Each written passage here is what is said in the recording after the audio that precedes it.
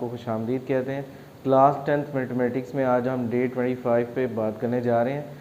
Exercise हमारी है जी 4.3 का आगाज़ करेंगे, रिजॉल्व इनटू पार्शियल फ्रैक्शन। जब हम डिनोमिनेटर में होल स्क्वायर पढ़ते हैं तो उससे मुराद होता है 4.2 की क्वेश्चन है। इसी तरह अगर हम डिनोमिनेटर में स्क्वायर, एक वैल्यू का स्क्वायर हो, यानी एक वैल्यू का जो दर्जा है वो 2 हो, उसकी पावर 2 हो और साथ में कोई वैल्यू उसके साथ प्लस हो रही है, माइनस हो रही हो, तो हम उसको 4.3 कंसिडर करेंगे। तो इसके जो क्वेश्चन है सेम जो है हम पहले 4.1 से पढ़ते हुए आ रहे हैं। जब हम पार्शियल फ्रैक्शन में किसी भी वैल्यूज़ को रिजॉल्व करते हैं, नोमिनेटर डिनोमिनेटर की वैल्यूज़ को, तो हम उनका जो है वो लेट करते हैं सबसे पहले। तो सबसे पहले हमने इस पूरी वैल्यू को लेट किया। जो स्क्वायर और होल स्क्वायर के बगैर वाली वैल्यू है उसको हम ना जो है वो a के इक्वल लेट कर देंगे। जो स्क्वायर के साथ वैल्यू है उसको bx प्लस c के इक्वल लेट किया जाएगा। फिर उसी वैल्यू को जो नीचे आपके पास एलसीएम मौजूद है, x प्लस 3 और x स्क्वायर प्लस 1 का एलसीएम बोथ साइड पर मल्टीप्लाई कर देंगे। तो यहाँ सेम वैल्यू होने की वजह से दोनों आपस में कट जाएंगे एलसीएम की से, और 3x माइनस 11 बच जाएगा। फिर a के साथ जो है वो आपके पास x प्लस 3 कट जाएगा तो x स्क्वायर प्लस 1 आएगा। b के साथ bx प्लस c के साथ जो वैल्यू है वो x स्क्वायर प्लस 1 मौजूद है, वो कट जाएगी तो x प्लस 3 आ जाएगी। तो मेरे पास इक्वेशन नंबर 1 आ गई, 3x minus 11 is equal to a into x square plus 1 plus bx plus c into x plus 3। ये आपके पास इक्वेशन नंबर 1 आ गई। अब आपने देखें कि a के बाद जो x स्क्वायर प्लस 1 है उन दोनों से उसको मल्टीप्लाई कर दें तो ax स्क्वायर प्लस a आ जाएगा। फिर bx प्लस c को इन दोनों से x प्लस 3 से मल्टीप्लाई करें तो आपके पास bx square plus 3bx plus 3x plus 3c आपके पास इक्वेशन नंबर 2 का इसे नाम दे दें।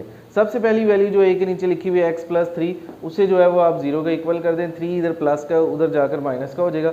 फिर ये माइनस 3 जो है वो आप इक्वेशन नंबर 1 में पुट कर दें।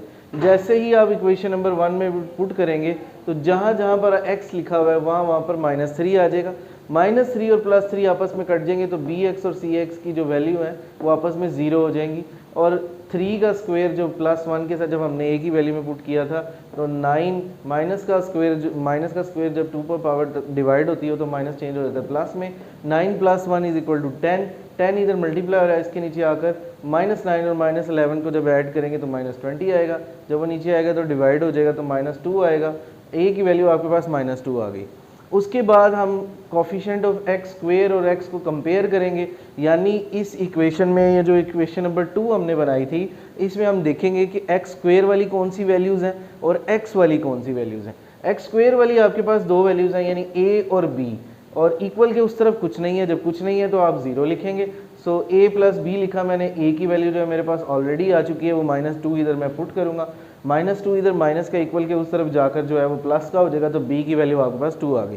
तो उसके बाद जब हम x की वैल्यू कंपेयर करेंगे तो इसी इक्वेशन नंबर 2 में से x की वैल्यू को देखेंगे तो आपके पास x की वैल्यू है b, c और इक्वल के उस तरफ भी 3 पड़ा हुआ है। तो मैं इन तीनों वैल्यूज़ को लिखूंगा। 3 is equal to 3b plus c। b की वैल्यू 2 है, इधर 2 पुट हो जाएगा, 2 और 3 मल्टीप्लाई हो जाएंगे, 6 हो जाएगा। 6 इधर प्लस का इक्वल के उस तरफ जाकर माइनस का हो जाएगा।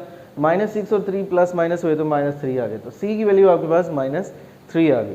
अब जब आप ये तीनों वैल्यूज़ निकाल लें a, b, c, तो इसी इक्वेशन में जो पहले आपने लेट की थी वैल्यू, यानी ये इक्वल लेट किया था a bx प्लस c के इक्वल लेट किया था, इधर a, b और c की कीमतें पुट कर दें। a की जगह -2 आएगा, b की जगह जो है वो 2 आएगा और c की जगह -3 आएगा।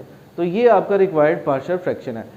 जो पहले इस एक्सरसाइज के जो हाफ क्वेश्चन है वो सेम इसी सिनेरियो पर जो बेस करते हैं, इसी तमाम टर्म्स एंड कंडीशन को आप फॉलो करें।